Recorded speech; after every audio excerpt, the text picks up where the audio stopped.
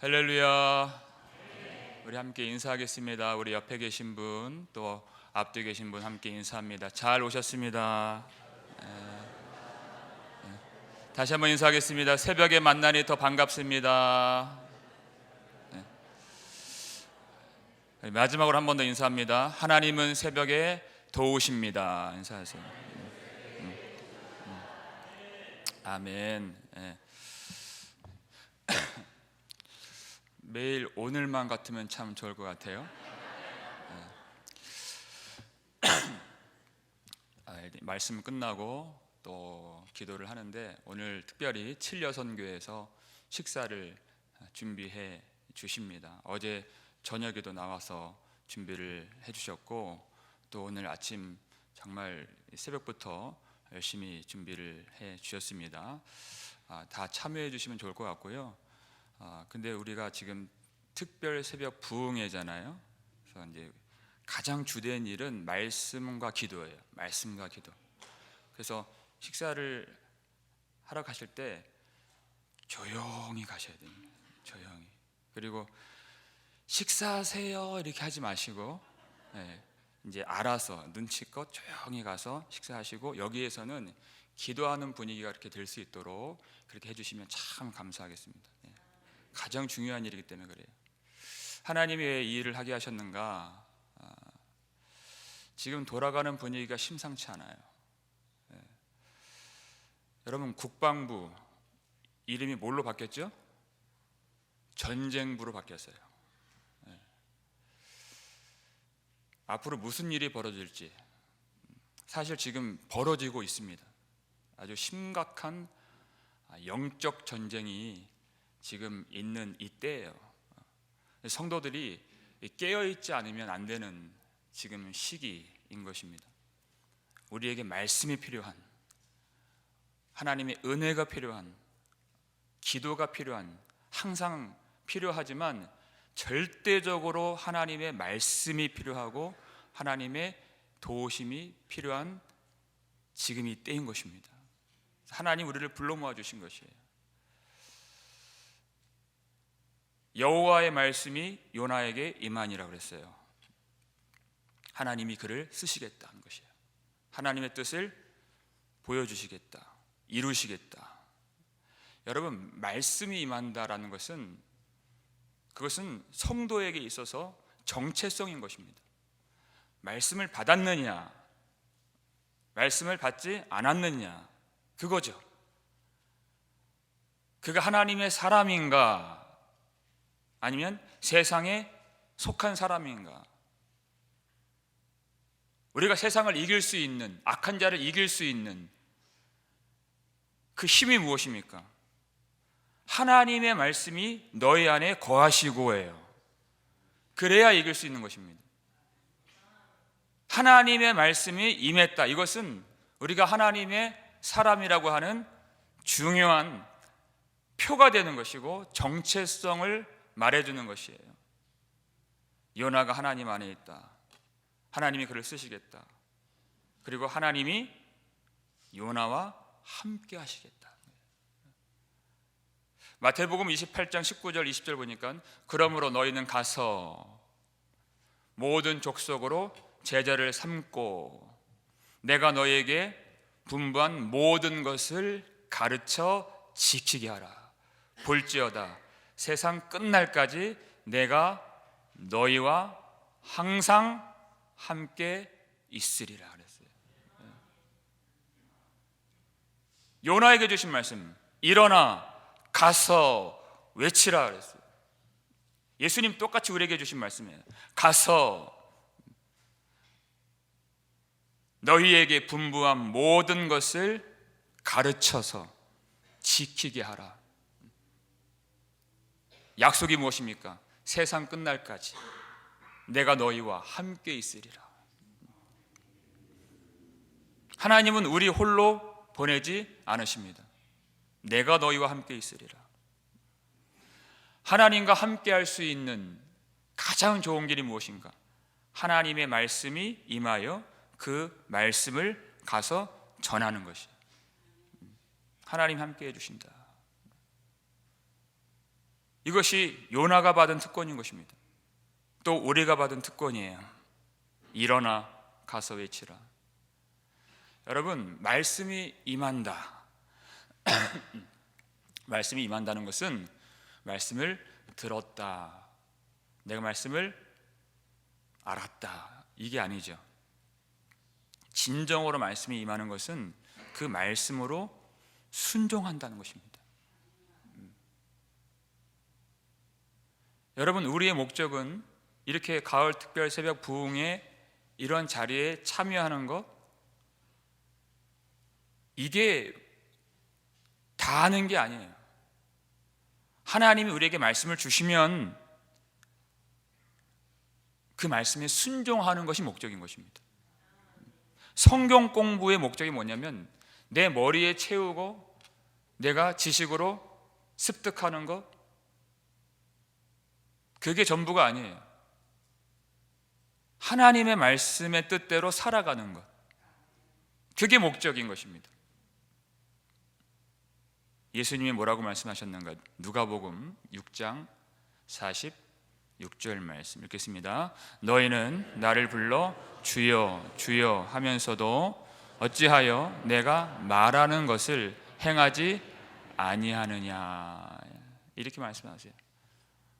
주여 주여 하면서도 어찌하여 내가 말하는 것을 행하지 아니하느냐. 여기서 이 누가복음 6장의 문맥을 보면 원수를 사랑하라, 이렇게 주님 말씀하세요. 지금 요나가 갖고 있는 그 갈등도 마찬가지예요.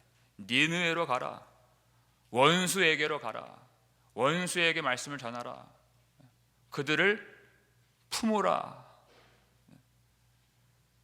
그런데 육신의 생각들이 올라와요. 어떻게 원수를 사랑합니까?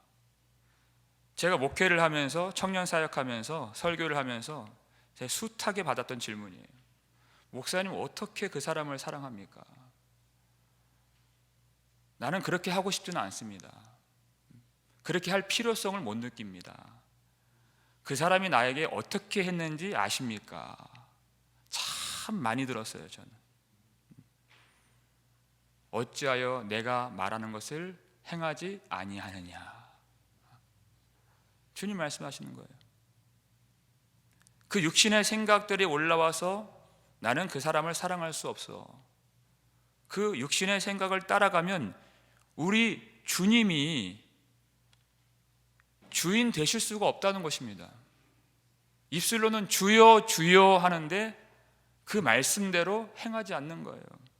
그것이 얼마나 주님을 멸시하는 일이며 그 당사자에게 위험한 일인가. 누가복음 6장 49절 말씀 볼까요? 읽겠습니다. 듣고 행하지 아니하는 자는 주추 없이 흙 위에 집 지은 사람과 같으니 탕류가 부딪힘에 집이 곧 무너져 파괴됨이 심하니라 하시니라. 아멘. 듣고 행하지 아니하는 자는, 듣는 건 잘 들어요. 근데 행하지 않는 자는, 여기 나오죠. 주추 없이 흙 위에 집 지은 사람과 같으니. 주추가 뭐냐면 옛날 집을 보면은 기둥의 밑에 돌 반석이 있는 걸 보죠. 이 기둥을 그냥 흙에다가 세우는 것이 아니라 돌 위에다가, 단단한 그 반석 위에다가 기둥을 세우는 거예요. 그게 주춧돌, 이렇게 부르는 것이죠. 평상시에는 흙 위에 기둥을 세워도 별로 문제가 생기질 않아요. 그런데 비가 내리고 창수가 나고 바람이 불어 집에 부딪힘에 무너짐이 심하니라 그랬어요.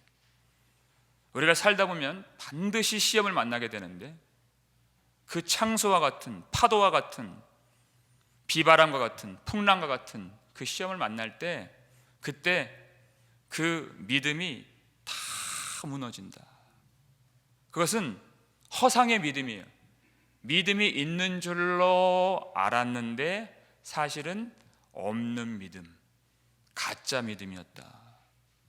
무너짐이 심하니라. 이것은 더 나아가서 하나님의 심판을 견디지 못하는, 바람에 나는 겨와 같은 인생이라는 것입니다. 평생 교회를 다녔어요. 주여 주여 하잖아요. 그리고 말씀을 잘 들었어요. 그런데 행하지 않는 자는, 그건 진짜 믿음이 아니다. 구원받을 만한 믿음이 될 수 없다. 너무나도 위험한 일이에요. 그런데 그와 같은 모습이 지금 하나님의 선지자 요나에게 나타나고 있는 것입니다. 오늘 본문 3절 앞부분만 먼저 보시겠습니다. 읽겠습니다. 그러나 요나가 여호와의 얼굴을 피하려고 일어나 다시스로 도망하려 하여 요바로 내려갔더니, 아멘. 그러나 그랬어요. 여호와의 말씀이 임하니라. 일어나 가서 외치라. 그러나 이렇게 지금 심상치 않은 일이 벌어지고 있는 거예요. 요나가 여호와의 얼굴을 피하려고 일어나 그랬어요. 하나님은 분명히 일어나 그랬어요. 2절에서 요나가 일어납니다. 그런데 느느웨로 가는 그 일어남이 아니라 어디로 가요? 다시스로 도망하려 하여 그랬어요.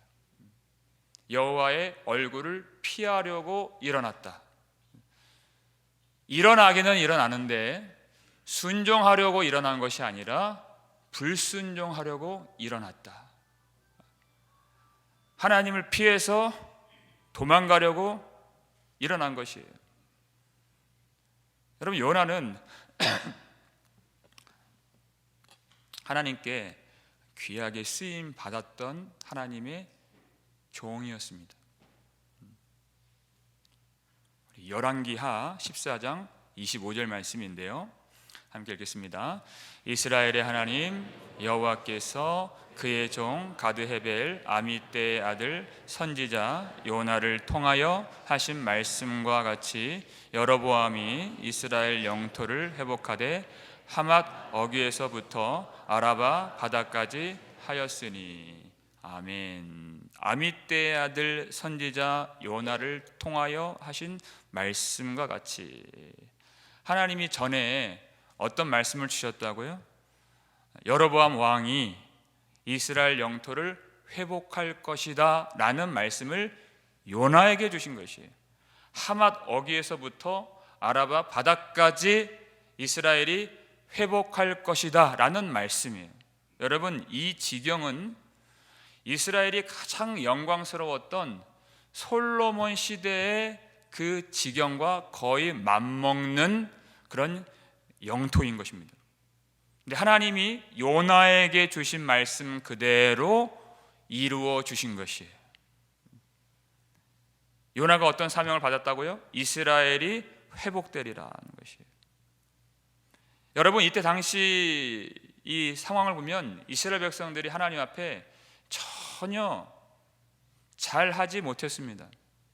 그러나 하나님은 복을 주시고 번영을 주시는 것이에요. 왜냐하면 어르고 달래서라도 그들을 회개케 하시고 하나님께 돌아오게 하시려고. 하나님은 맨날 책망만 하시는 분이 아니세요. 하나님은 더 많은 순간, 우리를 보세요, 더 많은 순간 복을 주시고 좋은 것을 주십니다. 우리의 약함을 아시기 때문에 그것을 통해서라도 하나님 사랑 깨닫고 여호와께로 돌아오라는 것이에요. 잘하는 것이 하나도 없지만 하나님이 복을 주세요. 위로를 주세요. 돌아오라는 뜻이에요. 그때 요나가 순종했습니다. 자기 동족에게 하나님이 회복시켜 주리라 하신 그 말씀을 받았을 때는 그 말씀 전하는 것을 기쁘게 여겼어요. 근데 지금 이 말씀은 이방인에게 하나님이 심판하시리라 하신 말씀을 주니까 이제는 순종하고 싶지가 않은 거예요. 여호와의 얼굴을 피하여 그랬어요. 어떤 말씀은 순종하고 싶고 어떤 말씀은 내가 순종하고 싶지 않은 자기 판단이 그 안에 들어갔다는 것입니다.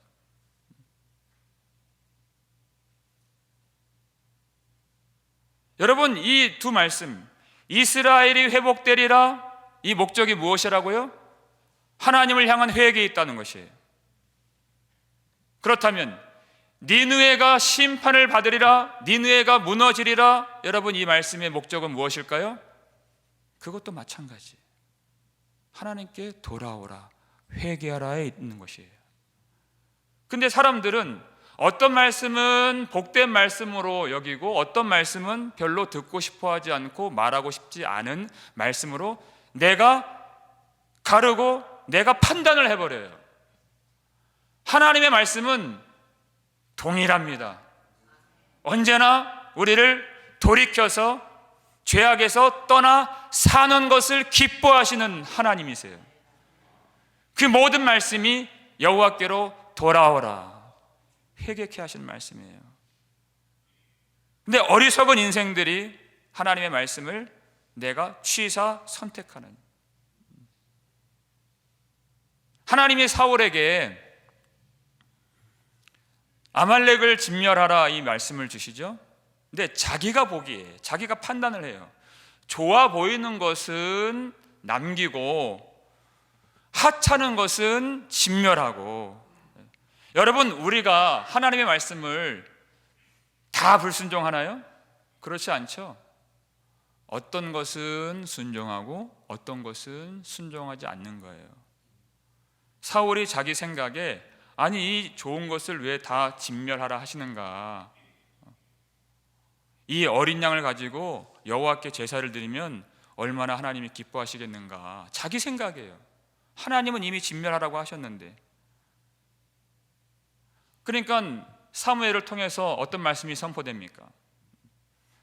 사울이 내가 여호와의 말씀을 버렸으므로 여호와께서 당신을 버려 왕이 되지 못하게 하셨느니라 그랬어요. 말씀을 버렸다. 사울은 그렇게 하고서도 내가 순종했다라고 생각했어요. 근데 하나님은 아니다, 너는 말씀을 버렸다.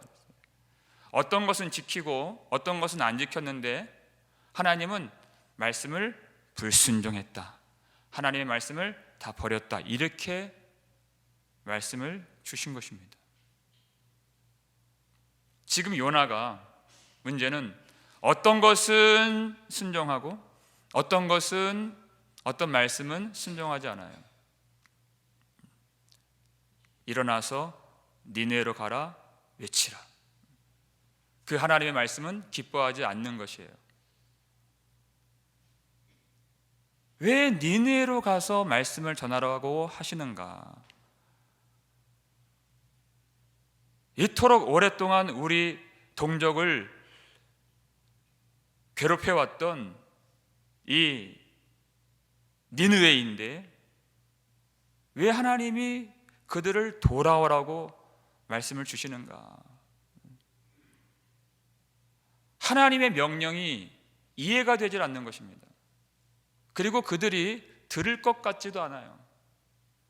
내가 하나님의 말씀을 들고 그 니느웨로 간다면 그들이 얼마나 나를 박해하겠는가, 생각만 해도 숨이 막혀와요.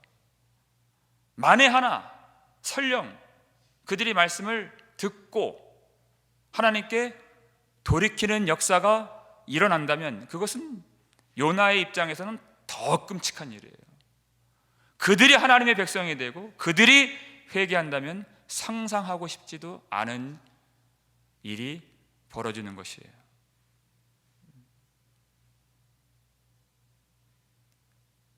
그래서 요나는 여호와의 얼굴을 피하여 도망을 갔다. 여러분, 하나님은 많은 순간 우리가 원치 않는 일을 명령하십니다. 우리의 본성으로는 도무지 이해가 안 되고 또 하고 싶지 않은 그 일을 명령하실 때가 참 많으시다라는 것이에요. 내 육신이 원하는 것과 하나님이 원하시는 것이 항상 충돌을 일으키는 그런 때를 많이 만납니다. 우리 갈라디아서 5장 17절 말씀 읽겠습니다.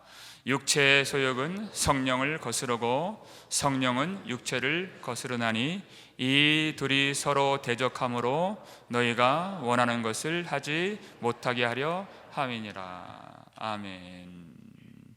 육체의 소욕은 성령을 거스르고 성령은 육체를 거스르나니, 이렇게 되어 있어요.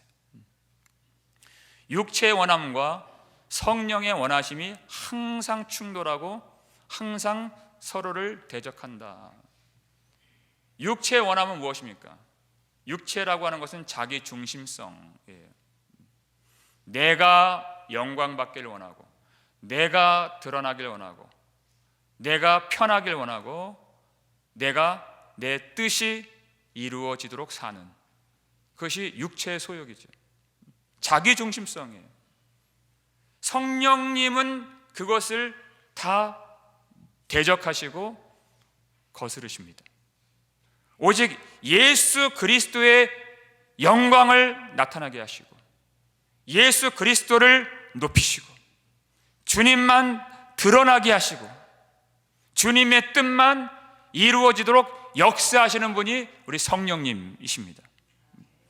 그러니까 이 둘이 충돌할 수밖에 없는 거예요. 우리가 말씀을 받는다, 신앙생활을 한다는 것은 이 갈등 속에, 이 충돌 속에 우리가 들어간다는 뜻이에요. 그렇기 때문에 우리에게는 정말로 성령의 은혜가 우리 속에 충만하게 임해야 되는 것입니다. 그렇지 않으면 하나님의 뜻대로 살아갈 수가 없어요. 육신의 소욕이 있기 때문에, 우리 속에는 죄의 경향성이 있기 때문에 항상 성령을 대적하고 성령을 거스르는 그 싸움을 싸우고 있기 때문에 성령의 은혜가 우리 가운데 충만하지 아니하면 우리는 온전하게 하나님의 뜻대로 살아갈 수가 없어요. 성령으로 충만함을 받으라. 오직 성령으로 충만함을 받으라. 그러면 아무런 고민할 게 없어요. 내가 어디로 갈지, 느느헤로 갈지, 다시스로 갈지, 갈등하거나 고민하거나 내가 배삭을 주고 그렇게 할 필요가 없는 거예요. 오직 성령으로 충만함을 받으라는 거예요. 주님의 뜻대로만 가는 거예요. 주님은 그것을 이루시잖아요. 요나를 보세요. 결국은 가게 되는 거예요. 결국은 가게 돼요. 하나님 그렇게 만드시고 절대 포기하지 않으십니다. 성령으로 충만함을 받으라. 아무런 두려움이 없어요. 내가 거기 가면 어떻게 될지, 내가 먹고 살 수 있을지, 내가 해낼 수 있을지, 내가 지금 이 문제를 내가 잘 극복할 수 있을지, 내게는 어떤 힘이 남아 있는가, 전혀 그런 두려움이나 걱정이나 할 필요가 없는 것이에요. 여러분, 오직 성령으로 충만함을 받으라. 그것이 얼마나 기쁜 일입니까? 주님과 동행하면서 주님만 따라가는 거예요. 여러분, 하나님의 명령은 우리를 괴롭게 만들고 우리를 위험한 곳에 처박아 두시는 그런 명령이 아니라는 것입니다. 하나님의 명령은 우리가 알지 못하고 우리가 보지 못하는 놀라운 영광과 생명으로 우리를 인도해 주시는 살아계신 하나님의 말씀인 것입니다. 근데 우리 육신은 그 길을 보지 못해요. 깨닫지를 못해요. 가려고 하지 않는 것이에요. 그래서 오직 성령으로 충만함을 받으라, 이것이 필요한 것이에요.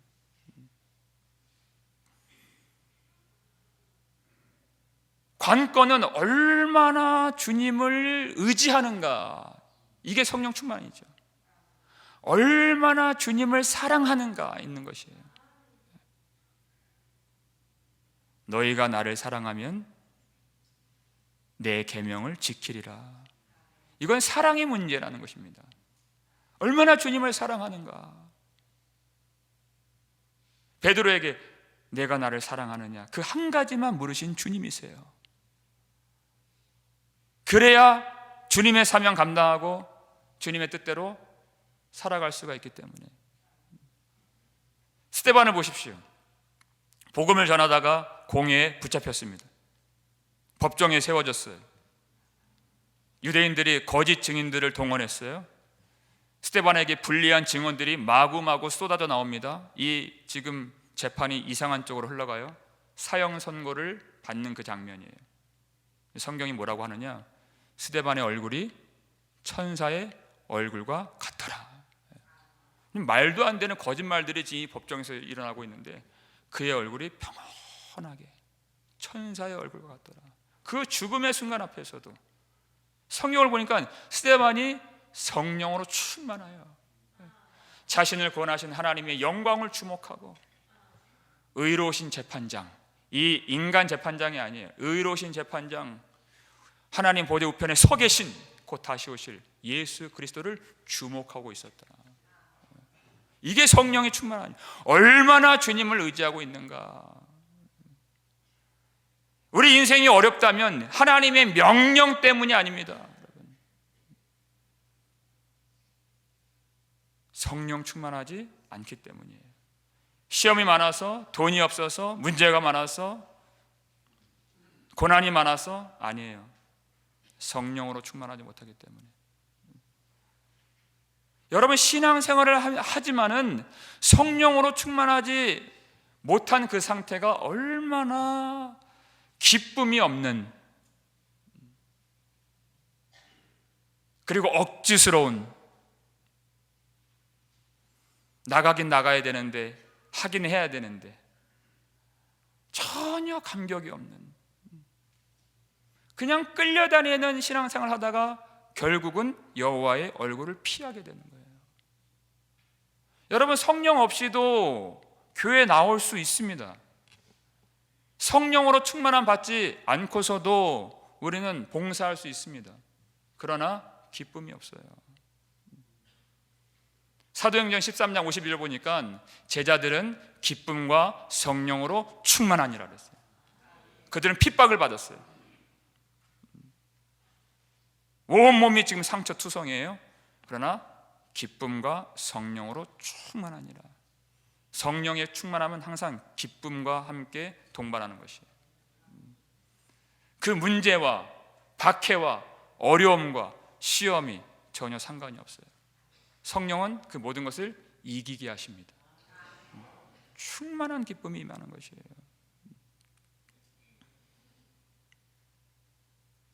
신앙생활을 하는데도 여러분, 이 성령으로 충만함 받지 않는다면 사실상은 여호와의 얼굴을 피하는 그러한 삶일 수 있는 것입니다. 하나님 말씀을 듣죠. 어떠한 말씀은 내가 귀담아 듣고 또 어떠한 말씀은 그 속에서 거부감이 드는 그런 사람일 수가 있어요. 입술로는 주여 주여 하지만 사실상 내가 주인된, 내 마음대로, 내 생각대로, 내 욕심대로 살고자 하는 그런 사람일 수 있어요. 하나님의 말씀을 들을 때에는 그냥 하나님의 말씀으로 치부하고, 말씀은 그냥 말씀으로만 듣고, 삶 속에서는 내 방법, 내 판단, 내 생각대로 살아가는 그런 삶일 수가 있는 것입니다. 여호와의 얼굴을 피하는 삶이죠. 그러나 중요한 것은 하나님이 그와 같은 요나를 포기하지 않으신다는 것입니다.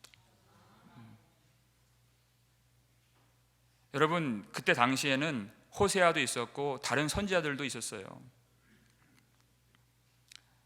아모스도 있었고 다른 선지자들도 많이 있었고, 하나님은 돌들로도 소리치게 만드실 수 있는 창조주이십니다. 무엇을 못하시겠어요? 하나님은 모든 것을 당신의 뜻대로 부리실 수 있는, 쓰실 수 있는 그런 주인이십니다. 그런데 왜 요나를 그렇게 끝까지 주님이 추격해 오시는가? 왜 그렇게 불평이 많고 하나님 말씀에 잘 순종하지 않는 왜 요나를 하나님이 주목하시는가? 가서 니느웨에게 외치라. 여러분, 이 말씀을 요나에게 주셨다는 것은 하나님은 그 니느웨를 살리시기 전에 먼저 요나를 살리시길 원하셨다는 것입니다. 그래서 그를 버리실 수가 없는 거예요. 우리가 다 요나와 같기 때문에 그랬어요. 우리가 정말 순종하기 어려워하는 말씀, 하나님은 왜 저런 사람을 사랑하게 하시는가? 하나님 왜 저 사람을 품으라고 하시는가? 왜 내가 가고 싶지 않은 곳에 가라고 하시는가? 왜 내가 하고 싶지 않은 일을 하라고 하시는가? 그 말씀은, 내 육신과 충돌하는 그 말씀은 하나님이 나를 살리시려고 주시는 살아계신 하나님의 말씀인 것입니다. 하나님은 그 일을 절대 포기하지 않으신다는 것이에요. 요나를 바다에 빠뜨리시는 한이 있더라도, 그래서 건져서, 그 죽음에서 건져서 하나님이 원하시는 땅에 세우시는 그러한 일이 있더라도 절대 하나님의 뜻을 타협하지 않으시고 포기하지 아니하시는, 끝까지 추격하시는 사랑이십니다. 하나님. 그렇게 끝까지 추격하시는 사랑, 포기하지 않는 사랑, 우리 예수님 십자가에서 하나님이 다 보여주셨죠. 우리 예수님을 십자가에서 죽게 하시고 그리고 다시 살아나게 하심으로써 우리에게 성령을 부어주시고 우리의 마음을, 우리 돌같은 마음을 깨뜨려서 하나님의 말씀이 임하게 하시고, 나의 생각이 이제 하나님의 생각이 되고 나의 뜻이 하나님의 뜻이 되도록 우리 구주 예수 그리스도를 보내주신 하나님, 우리 그 예수 십자가를 이 아침에 붙들고서 이제는 내 마음대로, 내 기분대로, 내 생각대로, 내 판단대로 사는 그런 내가 주인 된 삶이 아니라 오직 나를 위하여 자기를 십자가에서 버리신 우리 구주 예수 그리스도만을 위하여 사는 삶이 되실 수 있기를 주님의 이름으로 축원합니다. 오늘 이 아침에 십자가를 들고 내가 내 뜻대로 살고자 했던 그런 모든 정욕과 모든 탐심들을 내어버리는 그런 회개가 일어날 수 있기를 간절히 소원합니다. 내 마음대로 사는, 내가 주인 돼서 사는 그 길이 얼마나 허탄한 인생인가를 아실 수 있길 바랍니다. 여호와의 얼굴을 피하는 그 길, 하나님을 등지고 하나님을 거역하고 하나님을 버리고 하나님을 떠나서 사는 그 자리에 무슨 영광, 무슨 기쁨, 무슨 평강이 있겠습니까? 얼마나 허탄하고, 설교를 하지만은, 봉사는 하지만은, 예배를 빠지지 않고 다 나오지만은 내 마음이 얼마나 헛헛하고 얼마나 허무하며 기쁨이 없는 그런 것들을 우리가 참 많이 느끼죠. 여호와의 얼굴을 피해서 사는 그 허탄함을 우리가 알 수 있길 바랍니다. 이 아침에 우리가 하나님의 얼굴을 구하며 우리 간절히 기도할 때, 하나님 이제는 내가 원하는 삶이 아니라 우리 하나님이 원하시는 삶을 살도록 우리에게 은혜를 부어 주시옵소서. 하나님, 우리에게 성령이 부족합니다. 여러분 고백하십시오. 하나님, 우리 마음은 정말 핍절해 있습니다. 은혜에 줄이고 목마른 심령입니다. 하나님, 성령의 은혜를 충만하게 다시금 부어 주셔서 오직 주의 뜻대로 살 수 있는 하나님의 백성 되게 하여 주시옵소서. 이 아침에 우리를 도와주시는 하나님이 우리에게 성령의 은혜를 부어 주실 줄로 믿습니다. 구하는 자에게 성령을 주시지 않겠느냐 그랬어요.